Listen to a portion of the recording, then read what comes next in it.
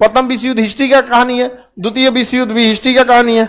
अब प्रथम विश्व युद्ध द्वितीय विश्व युद्ध के बाद दुनिया गुटबाजी में बन गई। अमेरिका के गुट को कहा गया पहली दुनिया, ये पहली दुनिया कहलाए, और इसको रूस के गुट को कहा गया दूसरी दुनिया। आई दोनों आपस में मार कराते थे सब। जैसे यूक्रेन जो है वो पहली दुनिया के फेवर का है, तो आप देखिएगा रूस किसको मार रहा है, यूक्रेन। कभी भी डायरेक्ट रूस अमेरिका को नहीं मारेगा, और कभी भी अमेरिका डायरेक्ट रूस को नहीं मारेगा। ये सब हथियार दे रहे हैं यूक्रेन को, कह रहे हैं सब मार इसको। इसे कहते हैं शीत युद्ध। क्या कहेंगे, शीत युद्ध। तो शीत युद्ध में दुनिया पीस चुकी थी, इसलिए भारत को लगा कि शीत युद्ध में पड़ना बहुत बड़ी बेवकूफी है, इसलिए भारत तीसरी दुनिया में चला गया। भारत ने गुट निरपेक्ष चला दिया। हम किसी भी गुट में नहीं है, नॉन एलाइजिंग है। क्या है, नॉन एलाइजिंग, इसी को कहा गया गुट निरपेक्ष। तो भारत तीसरी दुनिया में है।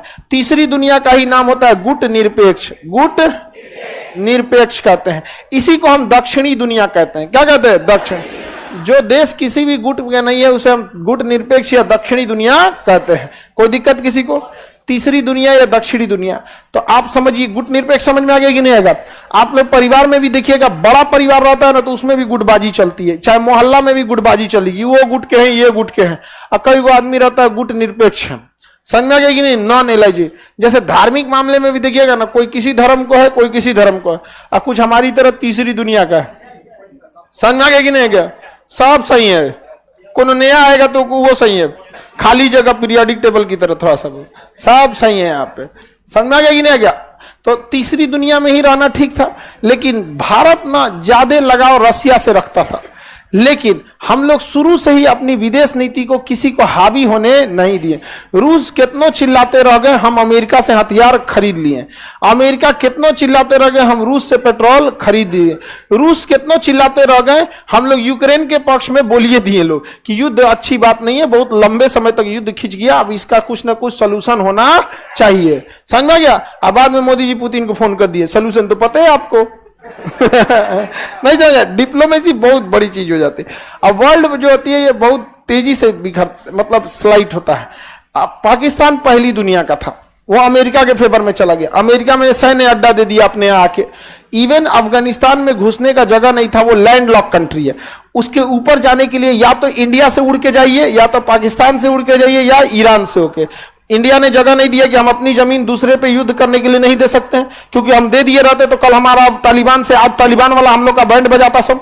उस सबको क्या जाता था, उसको जीडीपी उडीपी से कोई मतलब ही नहीं है, मारधार कारी करना है उनको, उससे क्या जीतिएगा आप। समझ आ गया कि नहीं आ गया।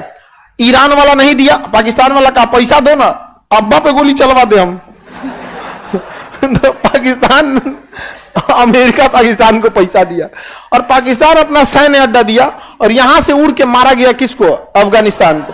अफगानिस्तान को मारने का रास्ता किसने दिया था, पाकिस्तान ने। खूब पैसा लिया था अता। उसके बाद भी उसने क्या किया था, ओसामा बिन लादेन को अपने यहां रखा था। मतलब पैसा दे रहा है, मारो ओसामा को, ओसामा को अपने घरे रखा, कहा उधर अफगानिस्तान में मारो। समझा क्या। गांव में ना जब कोई गाय चोरी होती है ना, तो उसका घंटिया लेके कोनो दूसरे ओर भागता है। गला में घंटी होता है ना, गैया के घंटिया उतार लिया जाता है, और गाय लेके भागेगा दूसरे ओर। एक उसी चोर का एक साथी रहेगा ना, घंटिया लेके भागेगा दूसरे ओर। पूरा गांव वाला घंटिया सुन के इन्हें चल जाएगा, गाय हिला दिया उधर। वही पाकिस्तान किया। अमेरिका को मारो अफगानिस्तान में, मारो मारो मारो, और ओसामा को छुपा लेता अपने यहां। समझ में आ रहा है कि नहीं आ रहा। आगे बढ़े तो शुरुआत में अमेरिका किस, पाकिस्तान किस गुट में था, पहली दुनिया। बाद में अमेरिका का काम खत्म हो गया, साइड कर दिया किसको, पाकिस्तान। तो अमेरिका किस दुनिया में चल गया, चाइना। पाकिस्तान कहां चला गया, चाइना के गोद में।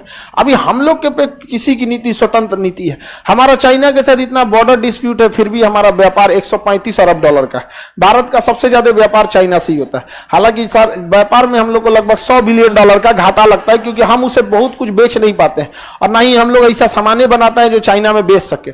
चाइना बहुत चीजों को समझता है, उसके यूजर फ्रेंडली चाहिए, उसको क्या चीज की जरूरत है वो बहुत भली भांति समझता है। हमारे यहाँ कोई इतना नहीं ध्यान देता है कि कस्टमर को क्या चाहिए क्या नहीं, बना दिया उसी को लगता है सही है, वही बना के रख दिया यहाँ पे।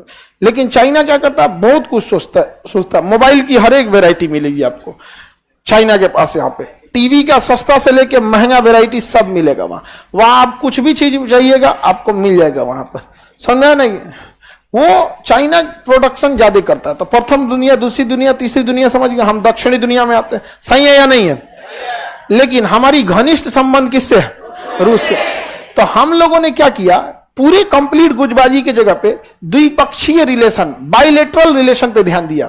1+1 रूस और भारत, उधर रूस, भारत और जापान। अब देखिए इन दोनों में तनिको नहीं जमता है। जापान देखना नहीं चाहता है रूस को। अभी मोदी जी इधर गए थे, समझा गया कि नहीं गया, और बड़ी इज्जत किया वहां पे। तो हम लोग G20 समिट में यहाँ पे, तो हम लोग बड़ा अच्छा से रिलेशन बना के रखे कि तुम अपना दुश्मनी भूल के आओ, भारत में आना, हमारे हिसाब से चलना है यहाँ पे। तुम्हें बहुत दिक्कत है, लड़ लो अपना एक बार द्वितीय, जापान से कहो एक बार लड़ लो एक बार, फिर पुतिन समझाएगा। हिरोशिमा द्वितीय,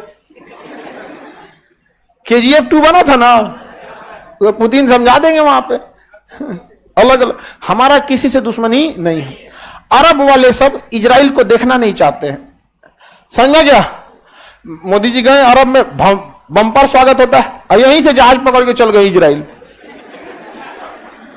इजराइल में भी बम्पर स्वागत हुआ यहाँ पे। इजराइल नहीं कह सकता है कि आप अरब वालों से दोस्ती तोड़ लीजिए, और अरब वाले नहीं कह सकते हैं कि इजराइल से दोस्ती तोड़ लीजिए। समझ में गई कि नहीं? गजब का एकदम बैलेंस। हम अब ऐसा नहीं है कि ये इंदिरा गांधी, राजीव गांधी या मोदी जी की वजह से हुआ। विदेश नीतियां 40-50 साल लग जाती है आपको स्टेबिलिटी बनाने के चक्कर, शुरू से ही ऐसा रहा है। हाँ, यह है कि राष्ट्रीय सुरक्षा को लेके अभी जयशंकर साहब के आने के बाद थोड़ी मुखरता आई है। रीजन क्या है कि जयशंकर साहब IAS JNU से पढ़े हुए, भले JNU यूनिवर्सिटी को बदनाम कर दिया गया हो, लेकिन बहुत बेहतरीन यूनिवर्सिटी है पढ़ाई के मामले। वहां से पढ़े, फिर UPSC दिए, UPSC देने के बाद IFS ज्वाइन किए, फिर राजदूत रहे, तो उनको काफी एक्सपीरियंस है, 30-40 साल का अनुभव है। और वो